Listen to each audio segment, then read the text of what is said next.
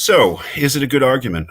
Is the argument sound? Well, that would be to ask two questions. Are the premises true or likely to be true? Or are they at least plausible? And does the conclusion follow from the premises? Our first premise there is that tax policy is generally not well understood by most Americans. And keeping in mind, there's a claim here that people shy away from discussions of finance and economics and that they don't take formal classes in high school or college about such things as tax policy. As given as causes, we could ask if all of those things are true.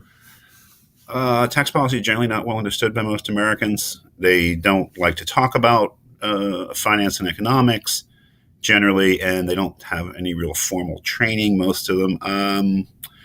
Well, is that true?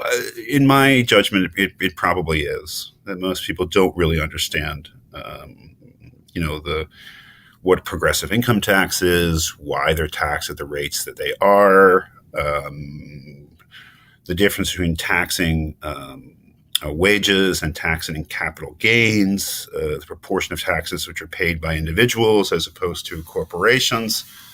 Most of us don't know much about that. That's at least my take on it. So, although that is a generalization, and it admits that it's a generalization, I think it's at least plausible as a premise.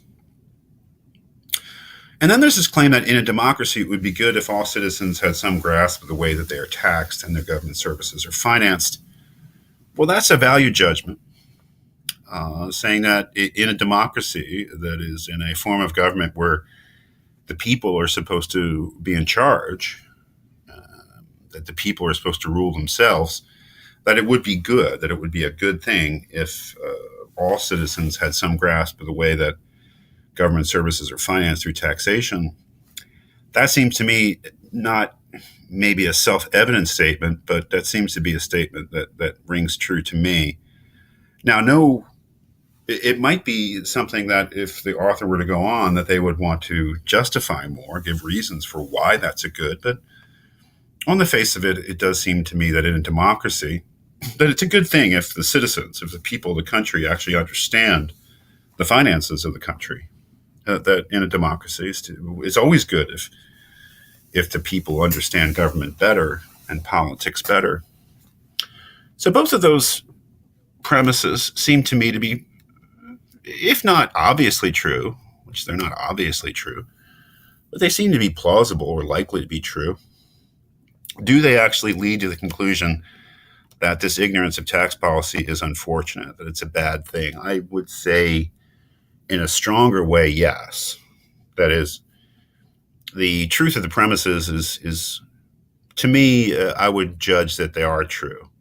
Again, I wrote this argument not to lay out my own opinion, but just to come up with an argument, because as a critical thinking teacher, you need arguments to work with, so you have to write them. Or, take them from other places, but sometimes it's just easier to write them yourself. I would say that I would say that the validity of the argument, that the conclusion is stronger than the truth of the premises here. That if the premises are true, it would seem to me that it is a bad thing that Americans are ignorant of tax policy. That seems to follow pretty strongly from the premises. So then we judge, well, okay, is this a sound argument? Well, we've made decisions all along the way about the premises and whether they're true or likely to be true. We've made decisions about whether the conclusion actually follows from those premises. That is, whether the argument, whether the reasoning is valid. And what I found in my analysis from the decisions I've made is that it's a good argument. That is, its premises are likely to be true in my judgment, and that the conclusion does seem to follow from those premises. So I would rate this as a good argument. I mean, not the greatest argument in the world, certainly not a perfect argument, certainly not an argument that establishes something beyond the shadow of a doubt, but by real world standards of how we argue about these things, I'd say it's a fairly good argument. Is your opinion the same? I don't know. It doesn't have to be for you to be right, right? Your analysis might have been different from mine, and it might have been just as plausible and just as defensible. The point is not to come to one conclusion about these things, but to think them through for ourselves in a rational way. I've ended up doing that for myself in these videos and saying, it's actually a pretty good argument. It's a pretty good point that's made, and the point is probably true and seems to be well supported by the supporting reasons.